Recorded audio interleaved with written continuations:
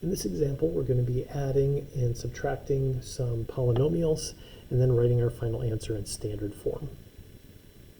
We have a set of parentheses here with a polynomial inside, plus we have another set of parentheses here with another polynomial inside. This one has 4 terms in it, so we would just say that's a polynomial with 4 terms.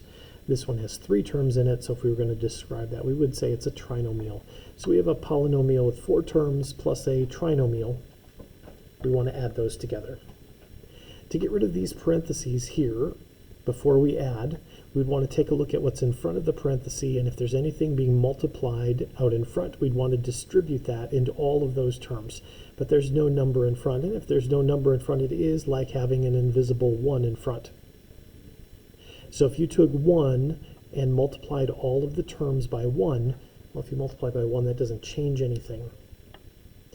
So the parentheses there really aren't needed. They're not necessary. We can drop those off because there's no value in front here to distribute in. So that's like multiplying by 1.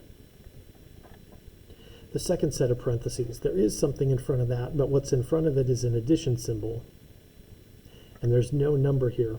So again, it's like having an invisible positive 1 or plus 1 in front, and if we took a positive 1 multiplied by all of those terms, that wouldn't change anything either.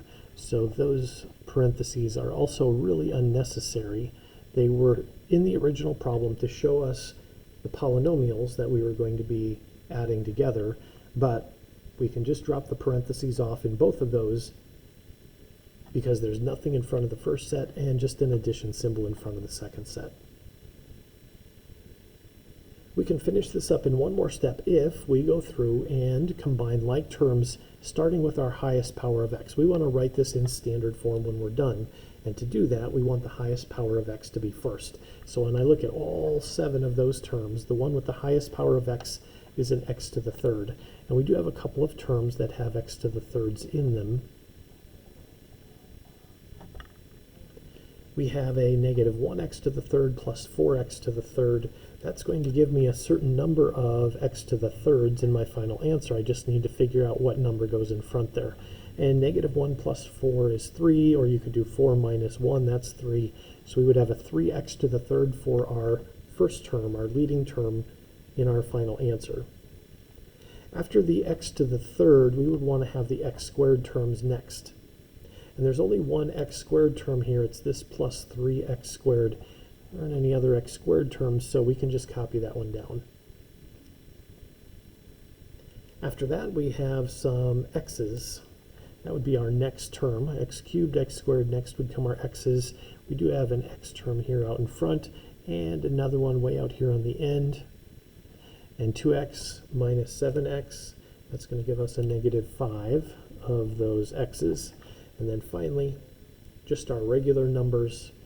The regular numbers without any variables at all, we do have a negative x to the 5th here, and also a negative 2 there. So negative 5 minus 2 is a negative 7.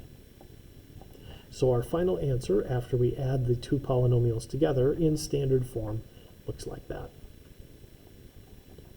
For letter B, we'll look at a subtraction problem. Let's do 3 minus 2x squared.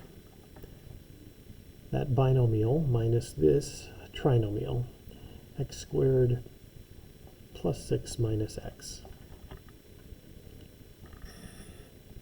First step, we want to go through and eliminate parentheses. The first set of parentheses here has, again, nothing in front, so we can just drop those ones off.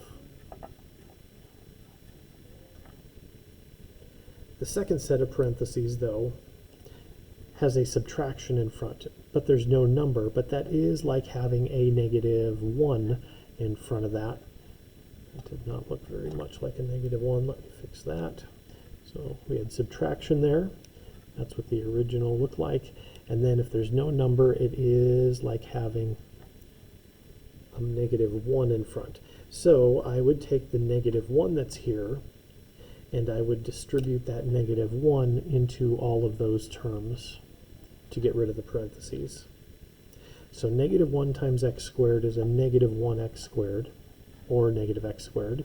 Negative 1 times 6 is a minus 6, and negative 1 times negative x is a positive x.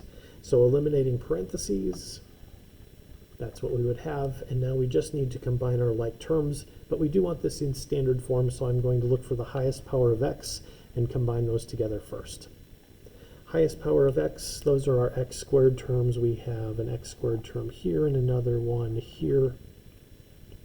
Negative 2x squareds minus 1 more x squared would give us negative 3 x squareds. After the x squared terms in standard form, we would write down our x's. There is only one of those. It's just this plus x out here on the end. And then after the x's, then we would take a look at our constant terms, the things without any variables at all. We do have a 3 and a minus 6, and 3 minus 6 is a negative 3. So that would be our final answer in standard form after we do the subtraction for letter B.